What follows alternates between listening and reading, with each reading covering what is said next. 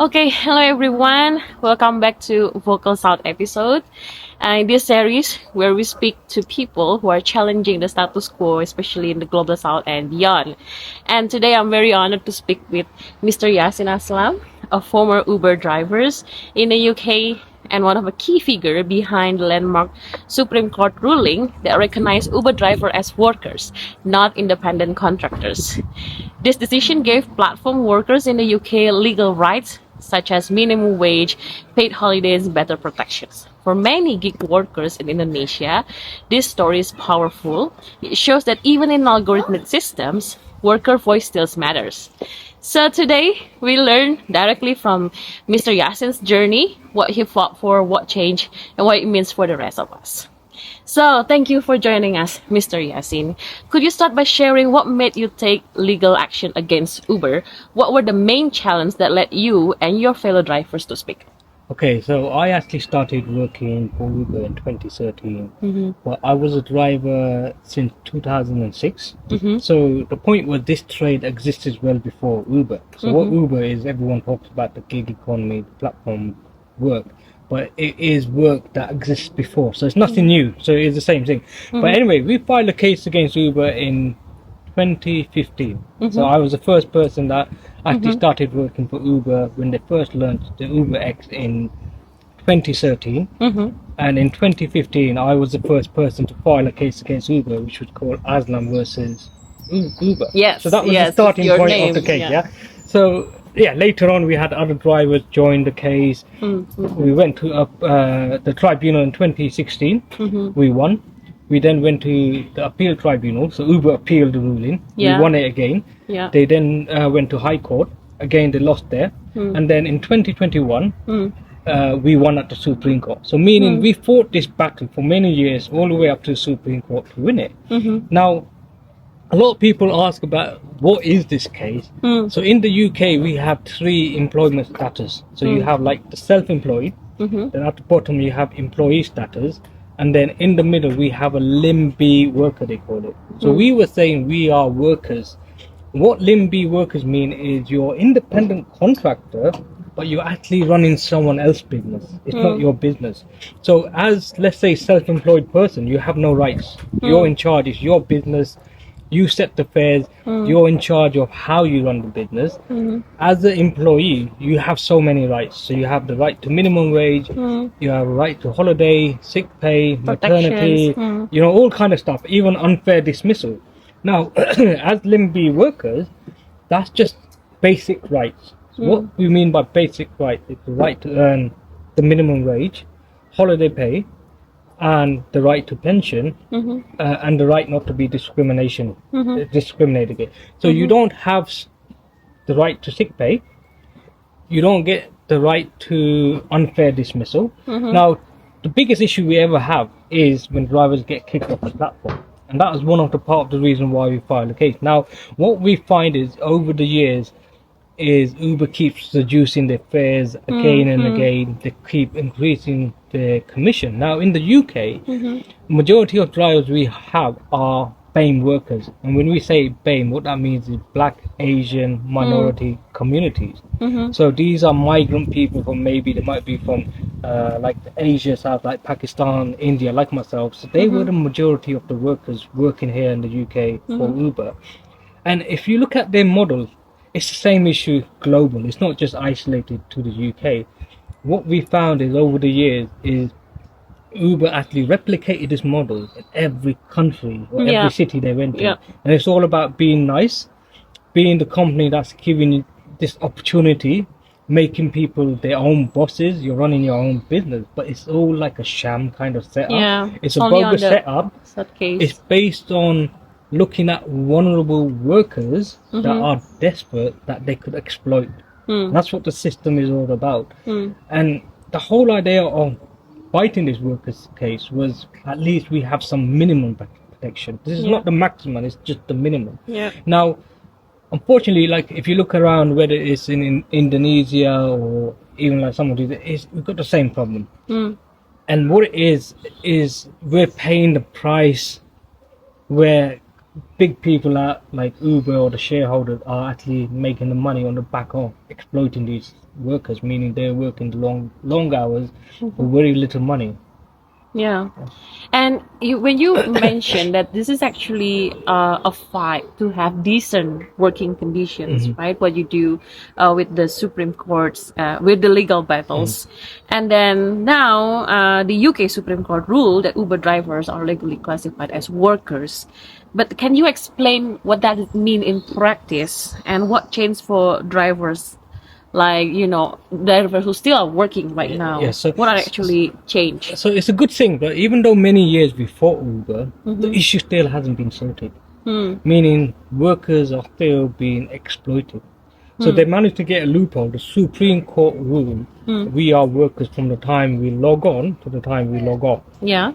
Now, what Uber says is you're only a worker from the minute you accept the job to the minute you complete that job. So that means you could be working 10 hours, but on a job for, let's say, 5 hours. So therefore, you've got 5 hours where you're not getting paid. But technically, that driver is actually working. Yeah. He's You're working. waiting. So it's a way for them to do it. Now, unfortunately, I wasn't able to take this case forward because I stopped working for them. I got deactivated. But Yeah. I mean, it's still there. Like a driver could come forward and push this case further because we was failing to comply with the Supreme Court ruling. But what we find is they seem to do this in every country where Uber could afford not to obey the law, and that's the case here. And the government is also failing to do their job in enforcement. So what we need to see more of is the government actually enforcing these laws. So what we proved in our case, the laws did exist, but there's failure of someone enforcing it, and it means workers like myself have to go into this lengthy process to assert our rights, which were there already. Yeah. Now, it's just like here in the UK, so we've got the same problem because one is until we don't have the cap on the number of drivers, it gives Uber unlimited supply of drivers. So they could continue that cycle of abuse. Yeah. And the fares will keep going down because people are desperate to do that. Yeah. But is there any sort of like positive change you somehow observe after the ruling of the Supreme Court? I mean, what we found is, since we started campaigning, is drivers, one, the whole idea of this model is to isolate people. Yes. So we yes. broke that isolation. Yeah. And the good thing is it wasn't just like, we managed to build this global network of drivers where they're seeing what's happening. We've got a case in Australia similar to what we've done in the UK. We've seen some cases around Europe. We're seeing some in South Africa. So you could see that there is a kind of a uprising legal avenue, and there's also like on the grassroots we got drivers protesting, striking, campaigning, lobbying. There's a lot of stuff going in, but the thing is, it's what's that word for? I mean, it's just something that's very difficult because we're fighting a giant here. And in order to win this giant, you just do need to get that people power. You need to get these workers united, and that is the only way to take them on. Yeah. Wow. So it's like awakening movement, even though it's still a very long journey. Well, I think it's, as you mentioned, it also has been experienced in Indonesia and across global South countries. Many platform drivers face similar conditions but lack strong protections. So if you may, have some lessons or insights to drivers in the global South countries or Indonesia, what sort of like lesson would you offer to these gig workers who wants to organize and demand fair treatments? I mean, I think it's just like it's just like if I look here in the UK, like my dad came into this country in the 1960s, and these were people that didn't speak the English. English was not their first language. They never understood the law of the country. But what they had was this unity. They were together, and they were factory workers, like people that were just laborers. That's what they were. But what they had is they had that unity. They had that solidarity, and the bosses feared them. And the reason why they feared them was not because they were clever, not because they, were articulated, they had degrees or they had money. They were poor people that were working, just enough to provide for themselves and to provide for their family back home. But what they had is unity, so they were able to go on a strike and shut that place down.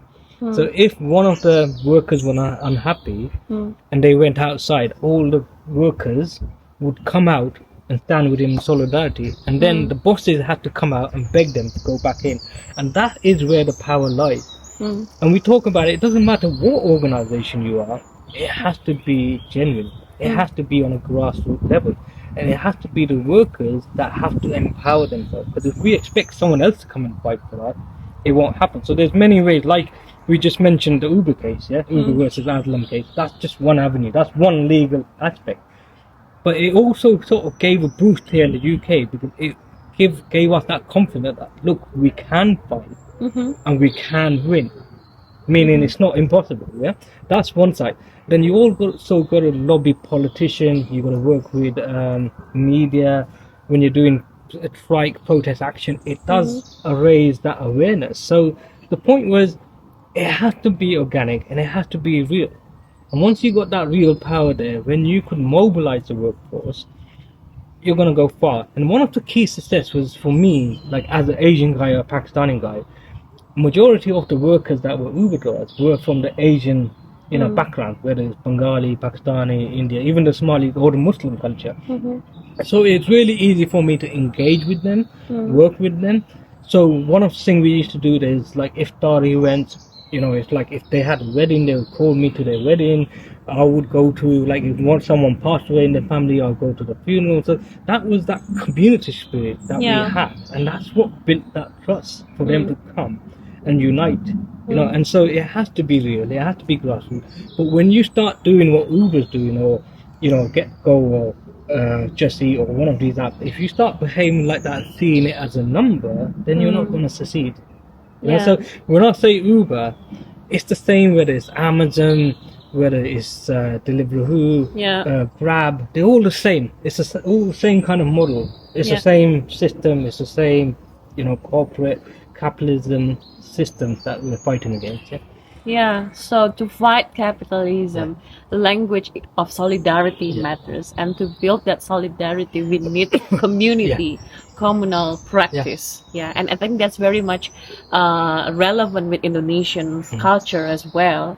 We have this unity in diversities, in that whatever we came from, union is very much important.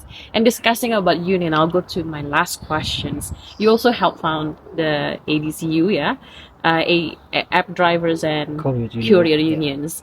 And from your experience, what role do union play in gig economy today, and how can workers came together in fragmented digital workplace? I mean, there's What's two. Role of I mean, I've been involved in setting up many organizations. So, in 2014, we set up our first association.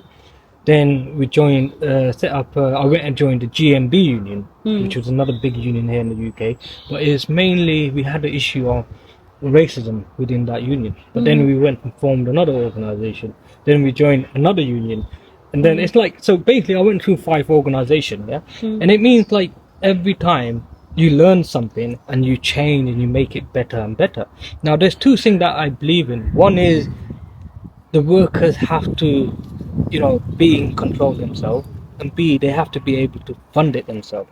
Control and fund themselves. So you shouldn't be reliant on any third party. So, and this is like the last organization that I was involved with ADCU, App Drivers Couriers Union. That was one of the largest unions in the UK for drivers, but it was funded 100% by the drivers or the workers themselves, and that gave us that power to do what we need to do. Now, unfortunately, I just want to say that the best days are when you don't have the money, because there's no corruption. so that comes with it. You get the power struggle, you get the corruption, but there will have been days where it was the real workers, the real drivers going out there fighting, putting out their own monies, going out there collecting money for strike, protests. They were the best days, so So that's very important points. Workers need to be able to control themselves and also fund themselves. That's the meaning of liberty, freedoms. I mean, if you're in control, then you're in. I mean, I'm not saying anything bad about. Let's say a lot of companies or organizations do get funded, and you do need something to get you going. But at some stage, there need to be a backup plan, or the end goal needs to be is how do we sustain as an organization internally without having to rely on an external source. Yeah, that's big questions every Yeah. union needs to have. Okay, thank you, Mr. Yashin, for No, sharing your journeys. Well, I think your story has reminded us again and again that in this world of digital economy, what's really matter now is collective and Yeah. unions. Yeah, and I think for Indonesians, gig worker, and other across global South, this is also a call to connect, to organize, and also to unite, as well as I think what I have in my shirt here, it's Indonesian, berserikat kita kuat, mean to unite, make us stronger. So thank you very much for listening and see you again. Bye.